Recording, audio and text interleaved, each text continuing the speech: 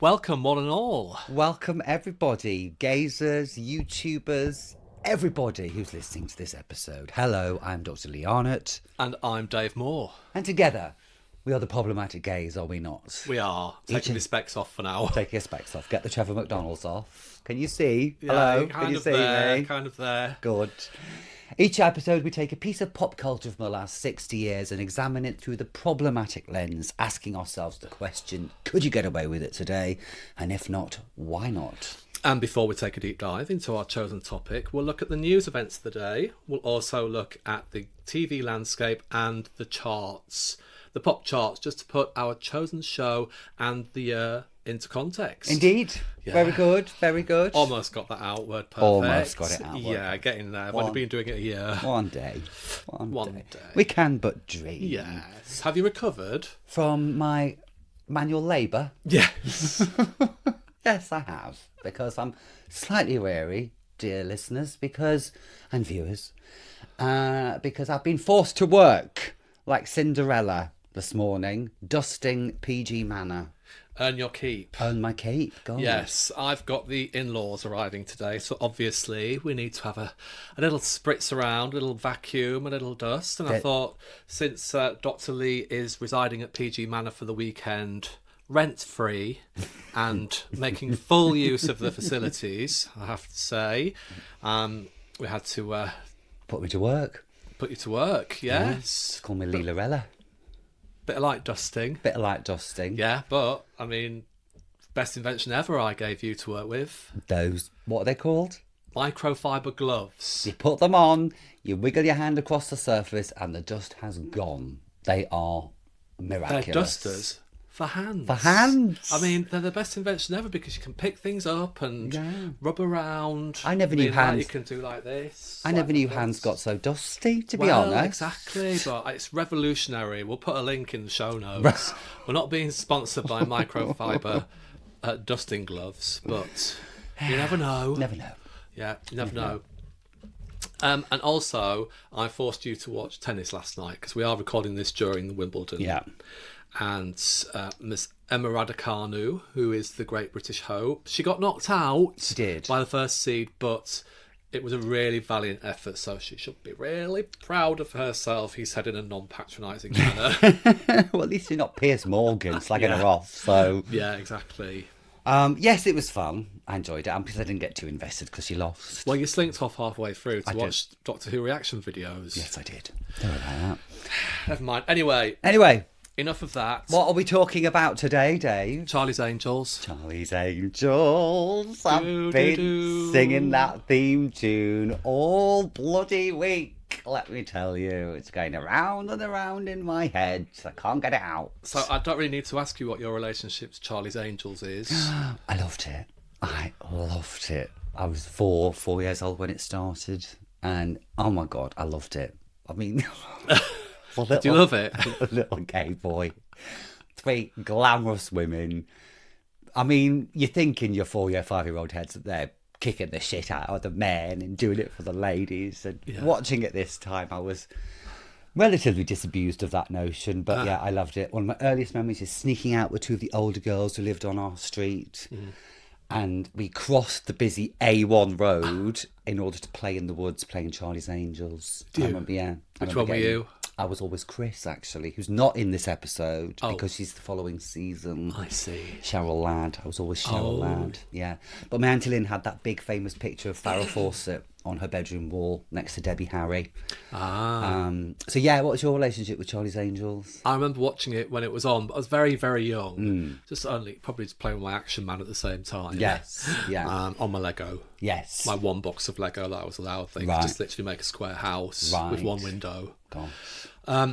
But yeah, so I kind of watched it when it was on, but I don't have really fond recollections of it. It's obviously hadn't had a massive impact on me. I think I was more of an A-Team kind of guy, but obviously that was later. Yes. So this is 1976 we're looking at now. Yes. So you were obviously watching reruns of it. No, I think I was probably when the Cheryl Ladd season started, I would be 5, and I think I was watching the original run, actually. and adoring it. It was Charlie's Angels and Patricia, who lived next door. Her Girls' World were the two kind of lights of my life. Girls' World, yeah, I Girls' remember World, them. I used to covet them, but I never knew anybody who had one. So Patricia had one, and she wanted to play with my Action Man, and I wanted to play with her Girls' World. So it was a perfectly reciprocal, symbiotic relationship. Fantastic. Yeah. Very good. Well, before we have a little look at Charlie's Angels, should we have a look at what was happening to the UK in the year 1976, Dave? Yeah. Okay, let's do it. Shall we cross over to the news desk? But rather than get up this time, can we just lean down and then get back up again? I mean, it's the magic of television. It is, isn't it? Yeah, let's do that. Okay. Let's go to the news desk. Okay. Phew. Phew. Gosh, that's... There we are at the news desk. Had to hot-foot it across the studio. Ooh, exhausted. Yeah. So what was happening in 1976 then, Dave? Well, let me tell you something. I'll tell you a few things, actually, but I'll tell you them one at a time, so as not to overload. Yeah, please. Okay, so on the 12th of January, the best-selling author of crime fiction, Agatha Christie, or as my grandma used to call her, Agatha Crispy. Agatha Crispy. She dies aged 85 at her home in Wallingford, Oxfordshire. She lived a long life, didn't she? She did. Seems like she was still floating around in the 80s, Did in you the have 70s. a little Agatha Christie stage? Did you read the books? Read them all. Did you? Read them all. One of my first adult reading, actually. I probably read them when I was like 13. Yeah. Read them all. Loved them. Yeah. Absolutely loved them. Did you? They were a little bit too complicated for me. Bless you. I was a very advanced reader for my age, though. Always was. Well, you still are. I still am, I guess. You're a Doctor of History, everyone. Yeah, I guess. Yeah, Doctor in the House. Doctor in the House. On the 20th of January, 42-year-old married woman Emily Jackson is stabbed to death in Leeds. It's revealed that she was a part-time sex worker.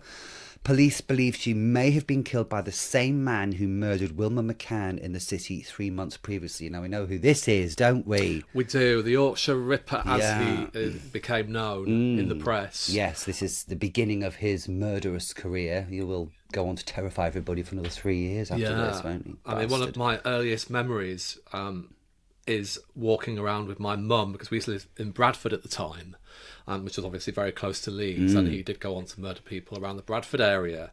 She was an Avon lady, my mum, so obviously quite vulnerable, well, very vulnerable at the time. Used to take us kids along with her and had this big rape alarm. I remember it was kind of plastic, rectangular, red and orange, and I used to carry it. Yeah. So, it was imprinted on every woman in Yorkshire and across the Pennines as well, that there was this very dangerous, violent man out there. Well, my mum had a rape alarm because she used to have to go and collect the milk money on a Friday afternoon, and when it was dark at like 3:30 in the afternoon, so she had a rape alarm too because of Peter Sutcliffe, what he was doing. Bastard. Yeah, okay. In different news, the 21st of January, the first commercial Concorde flight takes off from Heathrow Airport for Bahrain. Oh. Did I ever tell you I lived in the Middle East? Yeah. Yes, you did. Yes, Concorde. Never went on Concorde. No, I didn't. It was too posh. It was too posh, wasn't it? It was Too way posh beyond. us. Yeah, it was very glamorous. Very glamorous. Oh, it just stinks of Joan Collins, doesn't it? Two little gay boys in the north of England. It was a world away. World away. On the 16th of March, Harold Wilson announces his resignation as Prime Minister of the United Kingdom. And then on the 5th of April, James Callaghan will take over. Harold's had enough. Is he ill? He is ill, but he's just puggled. He's knackered. Right. It's the second time he's Prime Minister. He's obviously Prime Minister in the 60s. Comes back after Ted Heath loses in 74, I think it is. And goes through one crisis after another crisis after another crisis. And it's just like, do you know what, everybody? I am fucked. I've done my best. I've done my best. Yeah, a bit like Boris Johnson, really. Oh, no, sorry, that's not like Boris Johnson at all. That was a joke. Okay, so on the 26th of March in Brighton, Anita Roddick opens the first branch of The Body Shop, the retail chain for skincare products and cosmetics, and not tested on animals. Is that right? Or animal product free? Yeah, gosh, yeah. I mean, that went on to be huge in the 80s, didn't it? Yeah, absolutely. On the 3rd of April, happy news. The United Kingdom wins the Eurovision Song Contest for the third time, with the song Save Your Kisses for Me, sung by the Brotherhood of Man. The competition's held in The Hague. The single remains one of the biggest selling Eurovision songs ever. Really? Yeah, didn't know that. Yeah, the great Brotherhood of Man, weren't they? I mean, questionable lyrics for this song. Really questionable lyrics for this song. It turns out that the person he wants to save his kisses for is a 3-year-old. I mean, I'm sure it was all very innocent in those days, but was it though? I preferred Angelo. Yes, or Figaro, or any of those others Latin-sounding names they had. I mean, that whole thing, I mean, you know, obviously you hear it's all about saving your kisses for somebody, so you think it's somebody romantic. But Yes. is it his daughter? Yeah, I think so. So yeah. it's a kind of like father-daughter, just cutesy kind of thing, but obviously the cynical in everybody just thinks, Yeah, and I'm not going to say Pound Shop ABBA, but I'm going to say Pound Shop ABBA. Okay, let's move swiftly on from that. Okay, so it's Scorchio in 1976. Scorchio! Yes, the 22nd of June to the 16th of July, the British Isles heatwave reaches its peak with temperatures attaining 80 degrees Fahrenheit every day of this period, and for 15 consecutive days it reaches 90 degrees, and another 5 consecutive days the temperature exceeds 95 degrees. I mean, this is the long, hot summer of 1976, isn't it? It's passed into kind of British folklore, lots of images of the drought conditions. And in fact, there's going to be a drought in August, which is its most severe in August, when parts of southwest England go for 45 days with no rain in July and August. So lots of famous images of water vans delivering water, people at standpipes on the street. But it's come kind of on those celebrated things, hasn't it? It's a bit like the Blitz spirit. It shows that we're good under pressure, aren't we? We all club together, don't we, under club duress? Together, yeah. But it was fairly tortured. I mean, run of the mill these days, isn't it? Well, exactly. You know? I mean, my bloody garden's brown out there. Yeah, it should be green. Yeah, and there was another curious thing, because it's so hot. There's a massive explosion of ladybirds that happens in about August or September, and as well as this intense heat, people are like, oh my god, there are literally thousands of ladybirds everywhere. So great year for ladybirds. Fantastic. Okay, on the 4th of October, the Intercity 125 high-speed train is introduced into passenger service on British Rail, initially between London Paddington, Bristol and South Wales. So that was an iconic look, wasn't it, the 125 train? I had it on my train set as well. I had a train set with the one as well. Yeah, I was thrilled when I got a 125 for Christmas. Yes. Yeah, it was really smart, wasn't it? Yeah. Loved it. And I remember the adverts. Do you remember? This is the age of the train. Of the train. This is the age of the train. Jimmy Savile, unfortunately. Yeah. You had to ruin it then, didn't you? It was Jimmy Savile. Savile. Of the train. You know. Oh, God. Yeah, grim. On the 25th of October, the Royal National Theatre opens on the South Bank, London. Its premises designed by Sir Dennis Lasdun. That's why it's such an ugly building. Brutalist, darling. Brutalist. It's art. Yeah, brutalist. It's not the building that Prince Charles described as a monstrous carbuncle, was it? I think, no, that was going to be an extension of the V&A, I think. If I remember rightly. Yeah. Fact check department. Fact check department. Yeah, we're not sure. We're not sure. Yeah. No, we'll leave that. Scrap that. So, the 1st of December, punk rock band the Sex Pistols achieved public notoriety as they swear several times on the live Bill Grundy's ITV show following the release of their single Anarchy in the UK, and Grundy is suspended for inciting them. Have you ever watched the clip of that? Have you seen the clips? Yeah, so they're all sat there in a row, aren't they, with this Bill Grundy who's the interviewer. And like Susie Sue's there from Susie and the Banshees. And he's kind of, Bill Grundy's antagonising them, isn't he? He's goading with them, his isn't guests. he? He's goading them to come out and say things, and they do. They just swear. There are lots of profanities, which we would never do here. Of course not. Fucking hell, Dave. I know, do you know what I mean? Yeah. Do you know what? I've got mixed reservations about the Sex Pistols, because ultimately they were a boy band. Yes, they are. They're very manufactured, aren't they? They kind of make Virgin Records' name, but they are a media construct. But they do represent a lot of young anger at the time. The feeling from young people that they're being left behind. And was it ever thus? Well, only get worse in the 80s. So I suppose they do give a voice to this anger and frustration. But all the same, and I shouldn't beat this drum, but Isn't that Malcolm McLaren, who was their manager, saying, okay, you need to put on these clothes, perform like this, and we'll tap into this market, this disaffected youth? I know. Or were they disaffected youth who just got a manager? I think they were disaffected youth who got a manager who was savvy, tapped into what was a zeitgeist at the time, whipped up by a media into a frenzy, because this obviously is the story that breaks them. And they have a very short, they just burn brightly for 18 months and then they're done. So, I mean, punk as a movement, its kind of ethos continues, but as a wide scale movement, it'll never really hit off. For example, disco at this point is starting to really take grips. That's a mainstream massive movement, whereas punk is loud and shouting loud, but affecting a very small minority of people, I think. Yeah. I don't understand the hatred that punk's got from mainstream.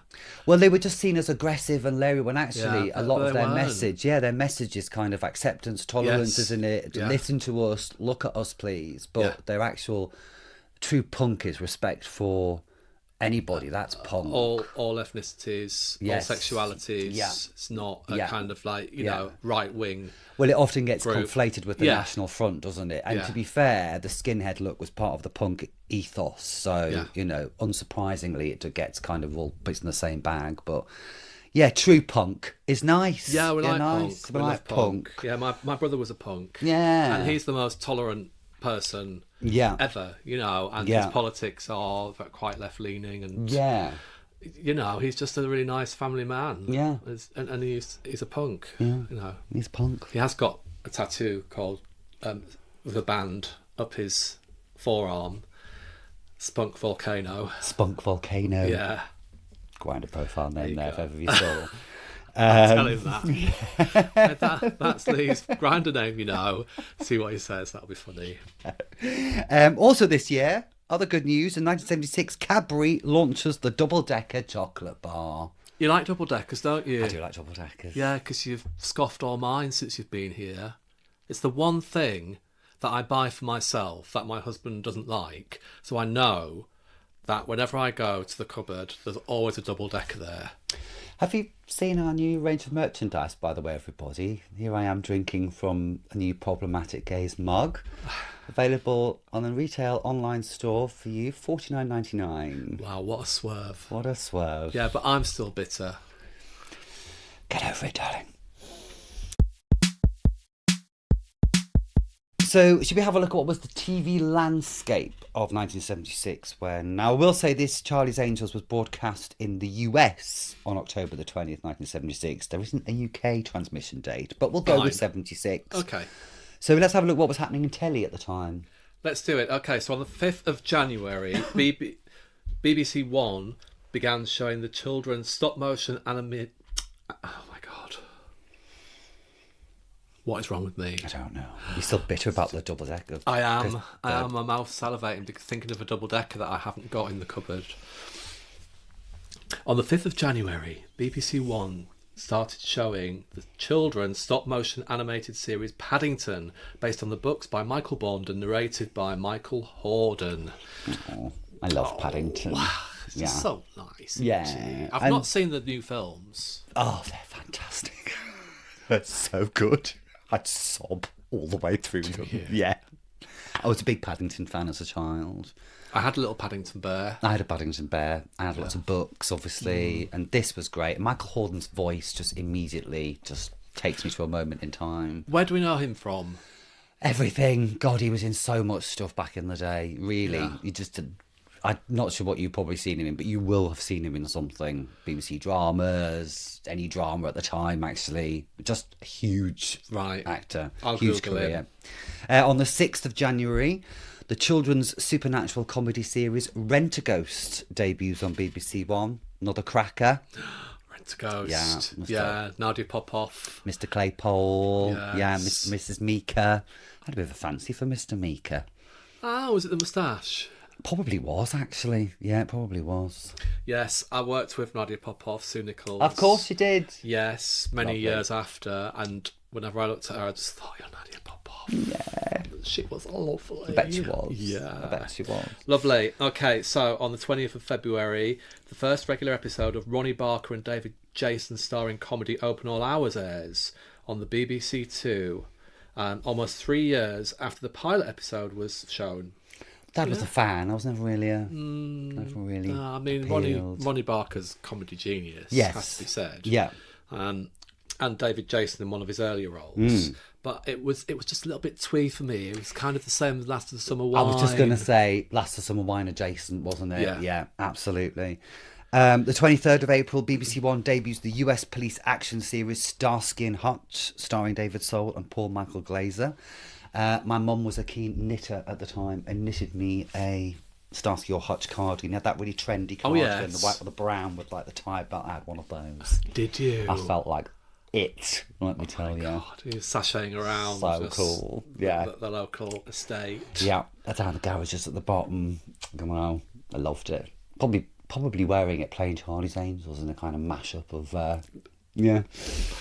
Oh, those are the days, eh? Okay, in similar news, on the 1st of July, American science fiction series The Bionic Woman, starring Lindsay Wagner, launches on ITV and reaches #1 in the ratings, an almost unheard of event for a science fiction series. God, I love The Bionic Woman as well.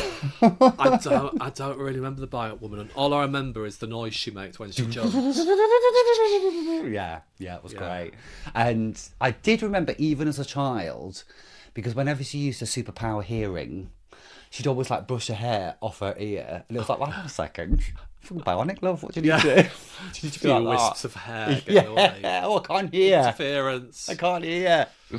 Change your battery, love. Yeah, absolutely. 5th of September, ITV shows the first episode of Jim Henson's family puppet sketch comedy, The Muppet Show, hosted by Kermit the Frog and producer ATV Elstree Studios, where The Avengers used to be filmed. Yes, EastEnders and is now filmed filmed. now. Yeah. Kind of hallowed turf, those studios, really. Wow, gosh. Yeah, okay. So on the 6th of September, George and Mildred, a spin-off from the comedy series Man About the House, debuts on ITV. Now, we've done an episode of Man About the House, haven't we? Very early on again, so... We have, but I think it's one of the nice ones. It is one of the nice ones. Yeah, we'd kind of settled into it by then. Yes, and I'm out of a wardrobe, I think, by that point, so... I've come out the closet. Yeah. George and Mildred, obviously legendary. Mildred, Eutha Joyce, Yeah. goddess. Absolute goddess. Absolutely. The 20th of September, BBC Two begins showing the acclaimed Roman Empire set series I, Claudius, starring Derek Jacobi as the titular Roman emperor. Have you seen I, Claudius? Me and my husband watched a few episodes maybe 6 months ago. Yeah, I watched the whole thing about 6 Absolutely- months ago, yeah. Yeah, riveting. Great. Do you know what it reminded me of? Like it was like the modern day version of I, Claudius is Succession. Yes, yeah, very much so. Yeah, I mean, it's all family intrigue. It's what all soaps are based on, Yeah. basically, isn't it? It's all about the family. It's all about matriarchal figures, Yeah. kind of dominating everything, pulling all the strings. Sian Yeah. Phillips in that was... Cracking, isn't she? Oh, yeah. she's just... I actually worked with Sian Phillips as Did you? well. Yes, about 15 years ago My now. gosh. Again, another lovely lady. Lovely. Lovely. Yeah. Lovely. But a great series, really. Yes, Incredible. really. Performances are superb. Yeah, okay, here's one for you, darling. On Yes. the 22nd of October, popular 60s series The Avengers returns as the New Avengers. Its first episode in 7 years, with Patrick Macnee returning as John Steed alongside Joanna Lumley. and Gareth Hunt. I've got my New Avengers t-shirt on. Ah. This was the logo of the series. I'm not in the National Front. This was the New Avengers logo. There you go. Wow, so you're a really big fan then? I love the New Avengers. It's Yeah. obviously not... I want to say it's not on a par with the Avengers, but actually they're so kind of different. Yeah. But I really enjoy the New Avengers. It's got a different vibe. It's got Right. the most funky wah-wah porno music, incidental music throughout Yeah. the whole thing that I love. And obviously Joanna Lumley as Purdy, who was the breakout star of it. Rightly so. Now, we've got a top 10 programmes of the week ending the 4th of November, which is just a couple of weeks after this episode was broadcast. Okay. So it's quite interesting, actually. The bottom three, number 8, 9, and 10, are all episodes of Crossroads. Crossroads was huge, wasn't it? Really huge. Really huge. Number 7 is Opportunity Knocks. Yeah. So it's kind of like latter day version of the X Factor or Yeah. Britain's Got Talent, all Absolutely, that kind of the stuff. forerunner of all of that, really. Victoria Wood will make it on Opportunity Knocks. I think Marty Kane, Lenny Henry will become big on Opportunity Knocks. Number 6, Coronation Street. Number 5, Sailor of the Century. Another massive show. Yeah, that was... I'd never seen that. I don't really know what it's about. Yeah. Oh, it's Live from Norwich with Nicholas Parsons. You don't need to know anything else. Yeah. Right. Yeah. Number 4, This Is Your Life. Still a ratings behemoth at this stage. Yeah. Number 3, The Generation Game. Yeah. I wonder who that's with. Probably Larry Grayson, I think in 76 it's still Bruce. Oh, okay. Because Bruce will then quit to join ITV and Larry will take over, and Bruce is given a massive new deal at ITV for this new Saturday night show, and he thinks, well, I'm going to make Generation Game done without me. Larry Grayson takes over and increases the viewers by 4 million. Wow. Bruce's show flops on ITV, so Wow. careful That's what you wish for, showbiz. Bruce. Yeah. Careful what you wish for. I wonder whatever happened to him. Number 2, George and Mildred. Second highest show, Riding High. Yeah, number 1 is The Sweeney with 9.4 million viewers. Yeah. So The Sweeney, again, I remember watching that. I think my dad really liked that. It's all fast cars and hard and coppers, wasn't it? Hard and coppers in a way we'd never seen hard coppers before. Swearing, smoking, drinking. Usually police had been like Dixon of Dock Green up to that point. So yeah, nice, genial, avuncular Bobby on the beat. Whereas this was showing dirty police as they really were, you know. But yeah, groundbreaking show, really. So that was the TV landscape. Well, there you go. Shall we have a look at the pop charts? Let's do the pop charts. So this is the UK official singles chart from the 17th of October 1976. We'll do top 20, eh? Confident? I'm not. I don't think I am. There's only 2. Yeah. So Yeah. who knows? Unless they're stone cold bangers. Yes. That have stood the test of time. Well, number 20 is Yeah. Play That Funky Music, Wild Cherry. Very good. Very good, classic, Yes. classic. Number 19, The Rubber Band Man, Detroit Spinners. Don't know. No. Ultravox means nothing to me. 18, Loving and Free, Kiki D. No Kiki D, obviously, but... D. Yeah, I mean, Kiki D was just known for Elton John, isn't she? Yeah. I mean, Although she did star as well. oh, did she? Star, that's what they call you. Yeah. You know. Pull your microphone back a bit, darling. It's be going over it a bit. Okay, so number 17, Dance, Little Lady Dance, Tina Charles. Yeah, the follow-up to I Love to Love. Not good.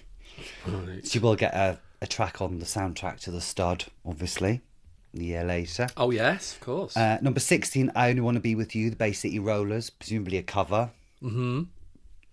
Yes. Number 15, Dancing with the Captain, Paul Nicholas. Yes, this is an abomination of a song. I it? believe it's a reggae song sung by Paul Nicholas. Right. I will just leave it there. Okay. Some people should never sing reggae. Primarily white people should never sing reggae. And Paul Nicholas is definitely the top of who should not sing reggae.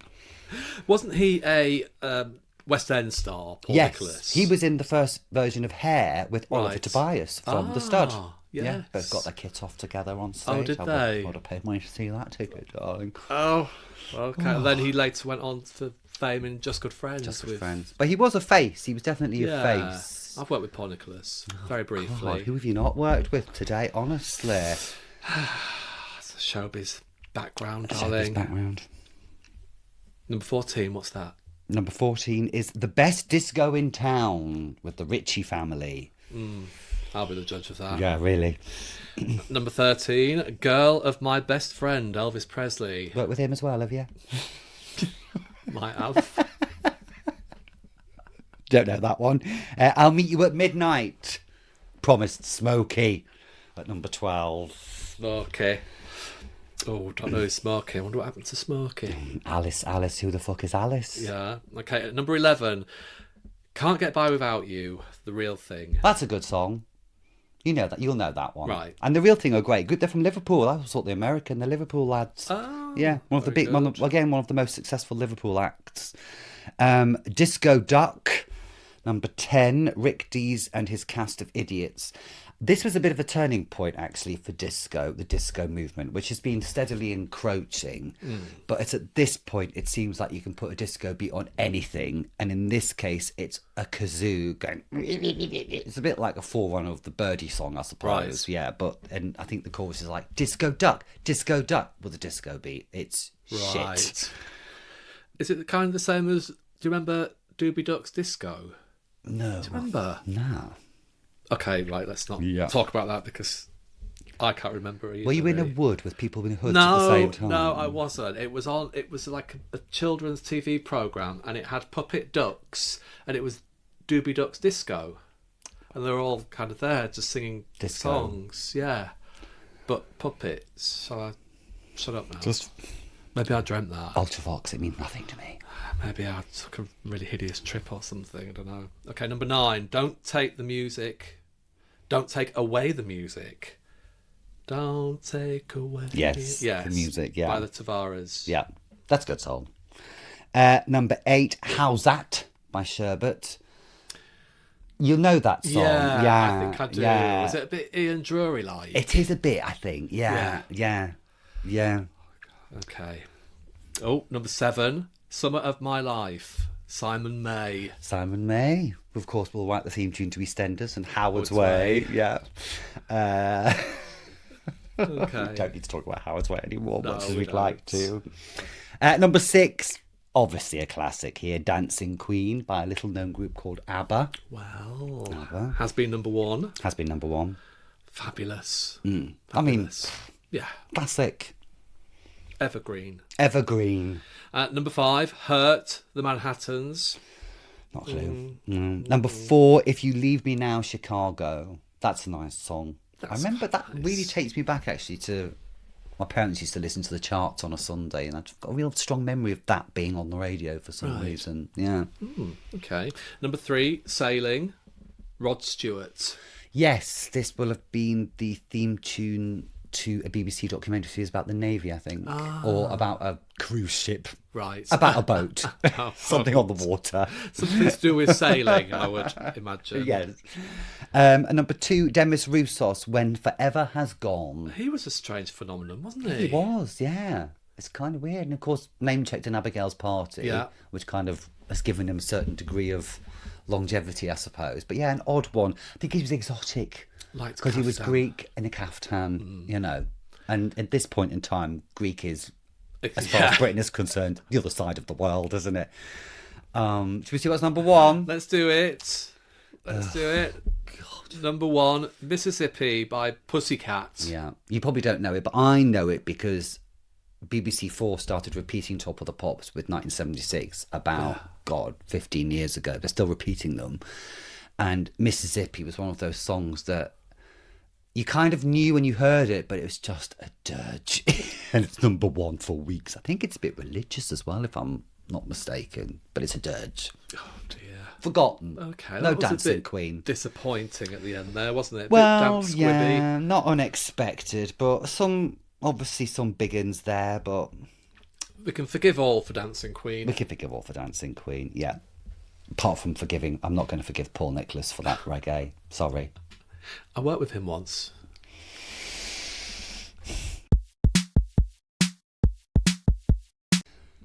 Right, should we address the matter in hand then? And have a look at Charlie's Angels. Okay. Now, the episode we've chosen to watch is a famous one, a bit of a well-renowned episode called Angels in Chains. Before we discuss that, would you like to tell us a bit about Charlie's Angels, Dave? I will. So, Charlie's Angels is an American crime drama television series created by Ivan Goff and Ben Roberts for ABC Television.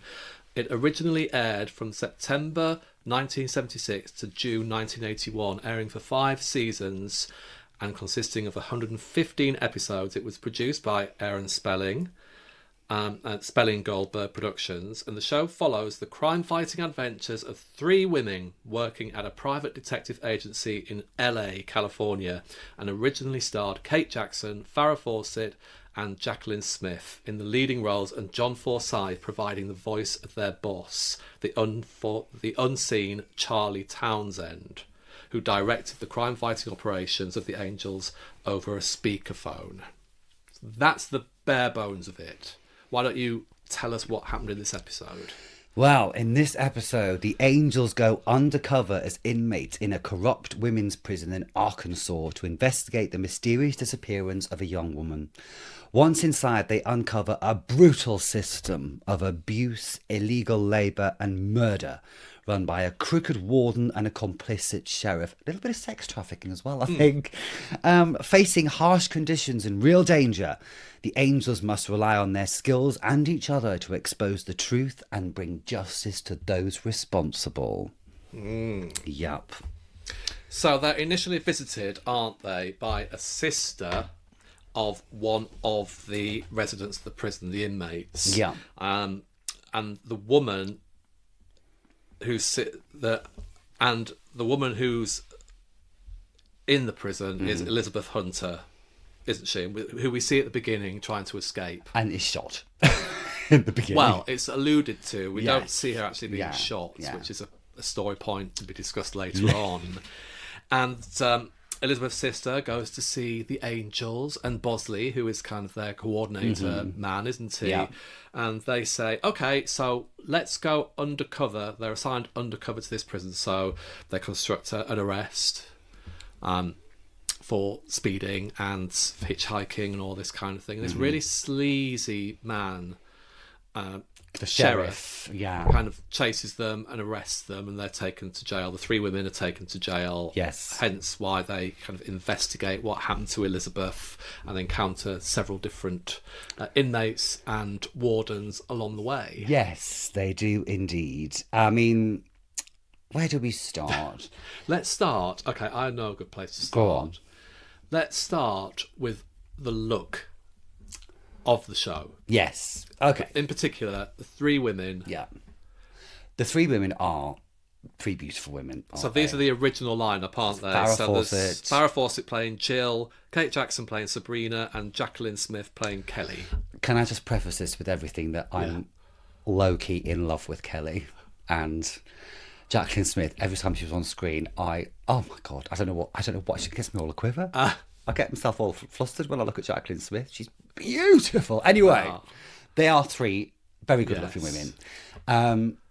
The show kind of sets out its stall in the way that it discusses and thinks about these women in the title sequence, which is iconic. The music is iconic. But Charlie's words are, once upon a time, there were three little girls at the police academy, and this is clearly where they're pitched at. So although we have the idea on paper that this is a feminist show, that these are independent, financially independent, kick-ass women, the show will still feel the need to have them undressed at least once an episode, usually in a bikini at least once an episode, and often looking great. Yes. No matter what rough shit's been thrown at them, they look fantastic, I mean, we could argue that this is giving an unrealistic expectation on women and how they should look.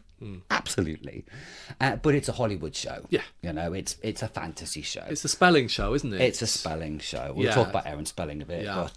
But yeah, I mean, that the very fact that in the opening credits they're described as three little girls. Yes. Yeah. Which they're very clearly women. Yes. Yeah. Did I mention how much I'm in love with Kelly? You did. Okay, fine. You did. She's got a fantastic jumpsuit on in her first story. This is not going to be a fashion comment, but she looks fucking amazing.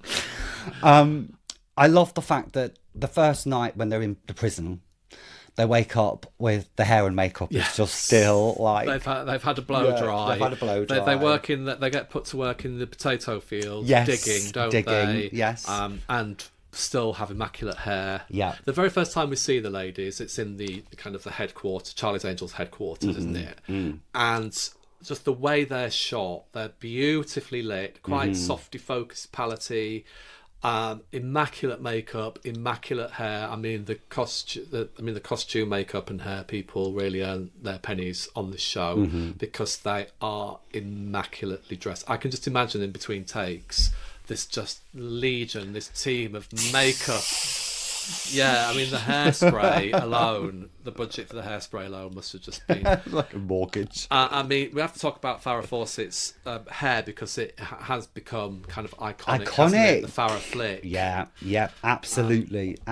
They were. And Farrah Fawcett, I think she said in an interview, because she quit after a year, and she says at the beginning she wondered if it was scripts that they were trying to promote, and that's what people were tuning in for. But about halfway through the season, when she's in another bikini, she was like, right, it's the tits and arse, basically. And this becomes known as like jiggle TV, doesn't it? It's like, so basically 3 undressed women at certain points there to titillate and to obviously to lure in the male audience. I was really reminded of Leela in Doctor Who, who is the Doctor Who companion at this time.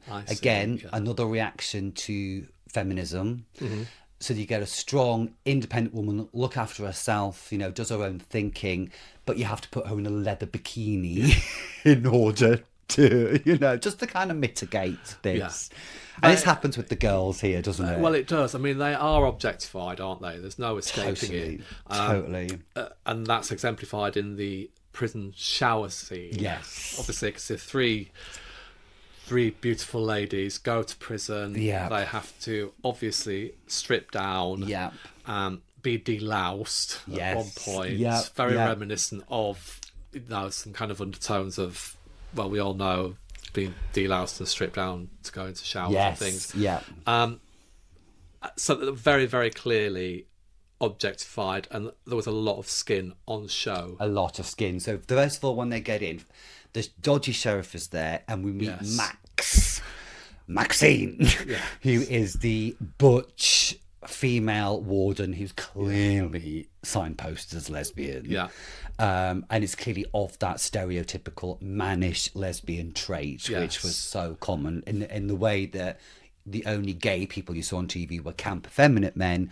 Often the only gay women you saw on TV were the butch, mannish lesbian. Very reminiscent of the freak in Prisoner Cell Block A, Joan Ferguson. I thought we were on a crossover episode. I kept thinking this has gone so Prisoner Cell Block A. It really did. Obviously, the freak was Joan Ferguson was a little bit later on, but that obviously just plays into this kind of stereotypical trope of a prison order being kind of gender ambiguous. Masculine. And pretty sadistic as well. Towards the women. Now, obviously, the women are just playing along at this point because they're undercover, so they're just going along with whatever is thrown at them at this point. She says at one point, Max says, "I'll try not to bruise her tender skin too hard," Just like, so the girls, when they get into the prison, they have to go behind this screen, which is just positioned nice enough to show their naked shoulders and their naked legs. And they take their clothes off there.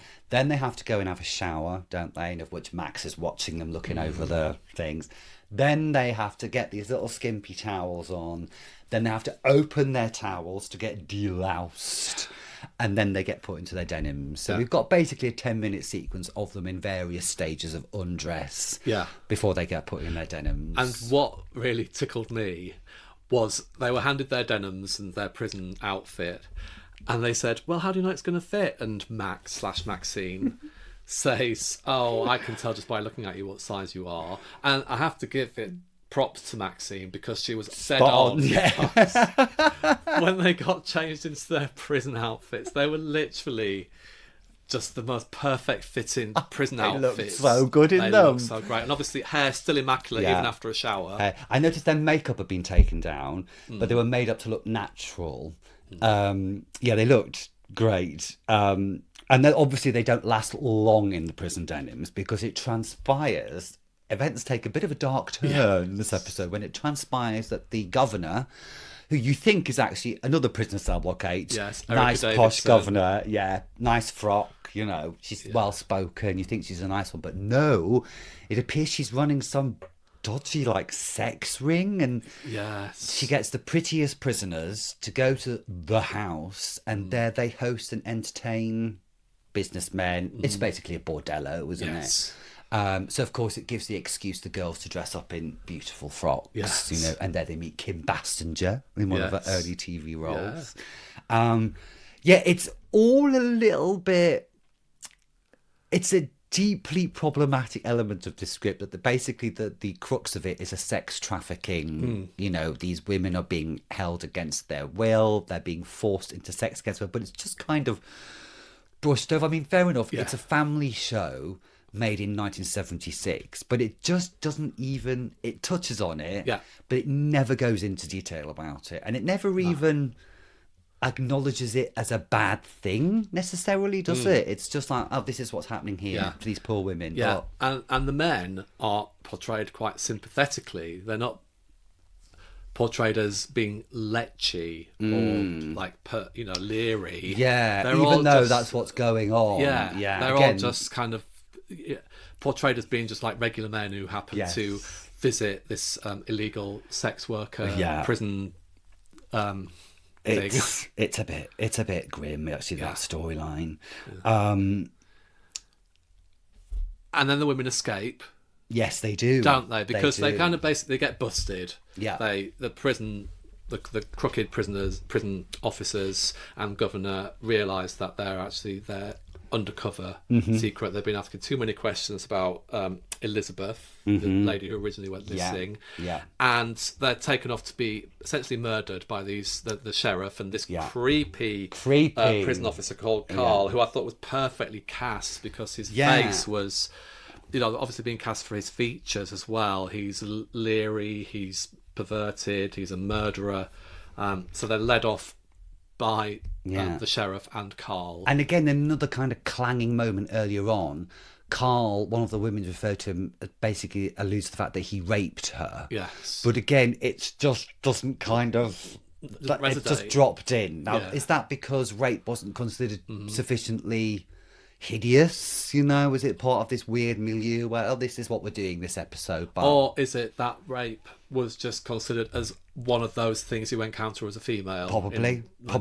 Yeah. So it's just mentioned once and then that's it. Yeah. So it takes a dark turn on the surface, doesn't it? But so as you say, they're then in chains, hence the episode's title. All three women lined up in the back of the car. Yeah. The two men driving them off to meet their fate. Yes. And then we get this kind of set piece, really, of the women strangling the men with chains. Like the car crashes. Yeah. They escape, still chained up. Yeah. Again, quite reminiscent of Chain Gang kind of. And also, there's a whole fetishistic element of women being chained up in sadomasochism, and I'm thinking one of the reasons I suspect this episode is so lauded is because you've got the image of the three women chained up in the way there's an episode of The Avengers, which you talked about, where Diana Rigg is the queen of sin.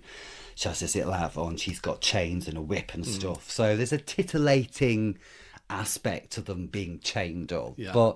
And then they have to work together, chained up together, in order to beat the sheriff. And... Yes, exactly. So they run off, all chained together. Hilarity ensues as they can't decide which way they're going to go. And they find some bolt cutters. Yes, they do. Amazingly cleverly placed bolt cutters. Yeah.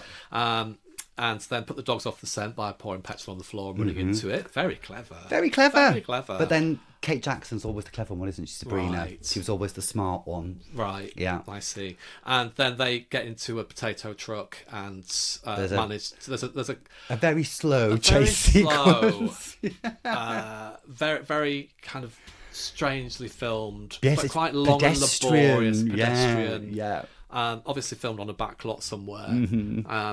A chase scene, and they managed to thwart the chasing police car by throwing potatoes on the road. Yes. And then cue a really kind of bizarrely shot explosion. The sheriff and Carl meet their fate, don't they, with a kind of little flat fart. The car just kind of like goes off a ramp, just like falls flat as a fart, and then cue massive explosion. Rolls down the gentle slope. Yeah. And then car blows up. Which was such a convention of the time, wasn't it? I loved it. Of course, it's great. I mean, it's quite quaint. Yeah, you don't see enough cars exploding these days. Yeah. And I remember as a kid, Actually, no, it was about 30 and 40. We were driving and a car crashed on the motorway in front of us, and my dad went and was helping them out and stuff. And there was a little boy in the back. He went, "The car's not going to blow up, is it?" And I thought, you've been watching too many shows, like, but it was at the time.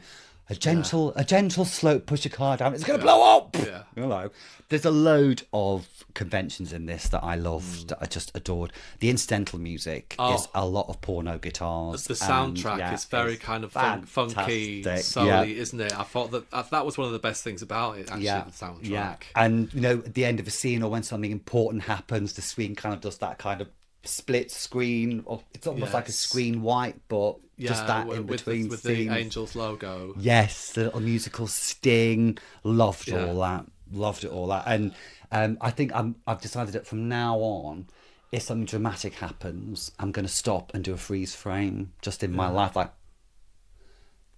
that, because it was just great. It's fucking great. I loved it. The design of this film, the design of this TV show was great. Yeah. The actual, you know, the bordello kind of, you know, the sex worker house was, I mean, it was very kind of velvet patterned wallpaper, very red carpets. It was very, very 70s. Yeah. But, you know, obviously designed and built by set designers, but they just thought, let's go for it. What indicates sexual, you know, sexual things other than bright red? This is like the place you come to have sex and things. Absolutely.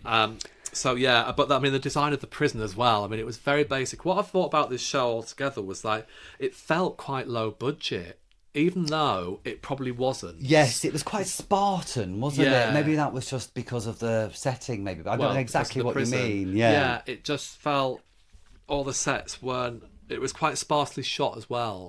So I think, you know, they were trying, I mean, all the glamour, all the money I think went on the glamour element of it, I think, at the detriment of the set design and the shooting style. I thought it was very sparsely shot. It's probably shot, you know, if there's 115 episodes altogether, it probably has to be shot quite quickly and quite sparingly. Well, they probably did 26 a year, didn't they? That was the standard model in those days. Get on it, probably 3 on the go at once, I guess. Yes. You know, no pissing about. You had to just, it was relentless, I guess. I don't think I've got much else to say, really. Can we talk about the story? Yes. About the script? Because there's 2 things I want to talk about: the story, and I want to talk about the characterization as well. So the story, it didn't really make any sense. Okay, so we've got this setup of this sister coming to the Angels and saying, okay, Elizabeth, my sister, has been in this prison and no one knows where she is. So you would imagine that the resolution of this story is they find the sister, and so that would be a kind of, you know, coherent narrative arc. But what it turns into is this kind of exposure of this, you know, sex worker ring, and there's no real resolution for the missing sister other than, she's been shot, dead. She's dead. Yeah. They find out. And that's it. We don't even see the sister at the end to tell her this news. No. And it becomes a story about, everyone at the prison's been arrested for running this, you know, sex trafficking ring. Yes. So the story-wise, it didn't really flow that well. And it just felt to me as though the whole premise of this episode was to showcase the 3 women, Charlie's Angels. Yeah, and also to showcase a chase sequence or an action sequence, which seems to be, and I know a lot of American shows were criticised at the time for being just vacuous, pretty glamour. Yeah. Something exciting happens in the last act, and then, as you rightly say, it's not until the very final scene when the Angels are back. Talking to Charlie on the intercom that you get this massive info dump from Charlie. This exposition in kind of literally just one speech. Yes. You know, this. Well done, girls. Yes. Brilliant.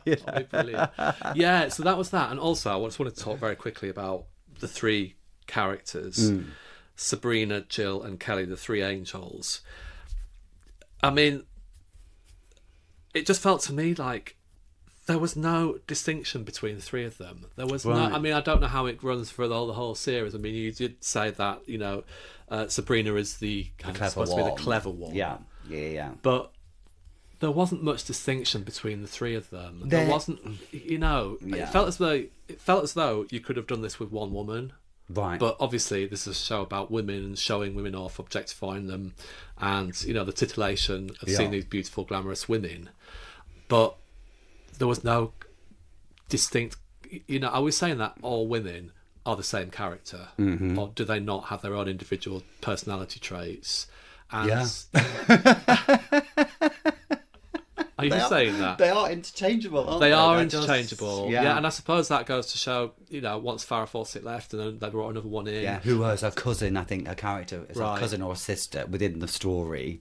Yeah. Jill's cousin/sister, Chris, comes in, and just steps in And you'll probably be able to introduce backstories, which if you kind of watch the whole series as one big arc, then you may have got more character development. But in this particular episode, there was no discernible character differentiation between the three women. But actually, it's not until the 80s, late 80s, 90s, that shows like this will start to address things about character. Because viewers at this point, it's just plot of the week. Yeah. The characters are kind of incidental. At the end of each episode, we have a reset, basically, and we're back to... And that was the convention of kind of action drama at this time. Even the Avengers, is pretty much the same. Nobody's really interested in the backstory of Emma Peel and John Steve. Yeah. They just want the adventure for that week. Yeah. And whatever happens by the end of that story, the week after, here we are again. And just reset, so... I can't blame Charlie's Angels for that because it was very much of the time. But these women are... Well, as I said, Sabrina is the clever one. I think the only thing I know about Jill is she's a tennis player. And I believe Jacqueline Smith Kelly... Did I mention I love Jacqueline Smith? Yeah, I mean, she was beautiful. I mean, they all are. I mean, all the women are beautiful. But I've got a special affection for Kelly. Yeah. And I think she's an heiress or something. I'm not sure. Right. But that shows you... The clever one, the tennis player, possibly an heiress. That's all they were interested in. So, what did you want to talk about Aaron Spelling? Oh, just because what a legend he was of TV at the time. He was huge. He's done things like The Love Boat. Obviously, Charlie's Angels. He'd go on to do Dynasty. A ton of stuff. And I remember when I was in LA that time I told you about when I'm staying at Betty Davis's house for one night. We did the Star home tour. And we went to Aaron Spelling's house. Fucking hell, it was the size of Blenheim Palace. Wow. And there's a wall around it, obviously. And we were driving for 20 minutes, no joke. And this wall was just driving on this wall. That's how big Aaron Spelling's house was. Yeah, obviously went on to do 90210 Melrose Place and a very short-lived program called Pacific Palisades. That actually, he's been listening to Joan Collins' diary from the time when she was casting that. It's only kind of went for a season, I think. But I mean, he had so much power in the TV industry, didn't he? Absolutely. Absolutely. Did you ever see they rebooted this in 2011? I think they made 11 episodes and it was just terrible. It was terrible. Really? And obviously there was the films from the 2000s. Which were great. The first one was good. The second one I was a bit like, what was happening in this film? With Demi Moore. Yeah. Of course, Demi Moore, friend of the pod, was in it. Watch our episode. Listen to our episode on the substance if you are so... willing to. Also for a shocking insight into the secret world of the Minogue sisters. Do you know, it is not a feminist piece of television at all, is it? But I think it must have been quite refreshing to see actually three women who are independent, who are financially independent. They're not looking for blokes. They're not, and they clearly work together very well, which I actually thought was a really positive message. Yeah. Okay, Problematic because they have to be dressed beautifully and made up, but this is a Hollywood production, so what do we expect? Well, exactly. I mean, it's very 1976, isn't it? Yeah. I mean, what other standards are you expecting at this point? Yes. So in time, I mean, if they made the same thing today like this, then I think there'd be questions asked. Oh my God, yeah, absolutely. Or it would be done ironically. They'd be able to turn it on the men somehow. But you can't fight against history and time. You can't. But and obviously the whole rape and sexual exploitation thing is a little bit problematic. And the fact that there wasn't one person of colour in the entire Yes, but again, that's program. Yeah. I think it's more problematic, back to the rape sex exploitation thing, from our point of view, is that this is just an accepted thing. Yes. No one questions it. Oh, this is what we're doing. It's like, okay, fine. So with all that being said, what would you give this? How would you rate this episode? I think for the glamour, primarily, which was great to see, the women just looked fantastic. Yeah. So for that alone, story-wise, not great. Yeah. Comedy, when it wasn't supposed to be funny, a high mark. Right. But again, for the kind of the sexual exploitation and the just trivialising of rape, I probably would give this about 6.5 teasing combs out of 10. Right. How about you? I am, just because I loved it. And I can see it's shit. And I can see that the storyline's terrible. And I just love Jacqueline Smith. I would give it, I think, 8, possibly 9 wedge platform sandals out of 10. Yeah. As is your want. I'm going to watch the whole rest of the whole series. Are you? I loved it so much. I'm going to go back, because they're all on YouTube. I'm going to watch them all. I really loved it. Okay, I might not join you. I might go back to my Sopranos. Yeah, I mean, you can't really compare. Which is equally problematic in its treatment of women as well, I would argue. Right. But that's from 25 years ago now, so obviously well, gosh, it might be. Gosh. But yeah, that was Charlie's Angels. That was Charlie's Angels. Okay, so let's put a lid on Charlie's Angels for now. Yes. And you can peruse that in your own time. Thank you. And what are we going to be talking about next week? Well, because it's high summer, we thought we'd get in the mood with a little special something. We are going to look at a one-off TV spectacular from the year 1987.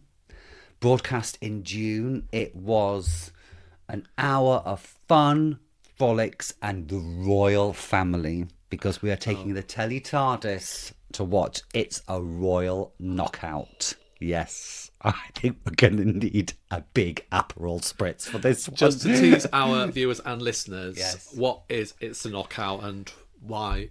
It's a Knockout was a game show that was big on the television in the 70s and 80s. It was a European format. I think it was called Yesteryear Sans Frontières. That's right, yeah.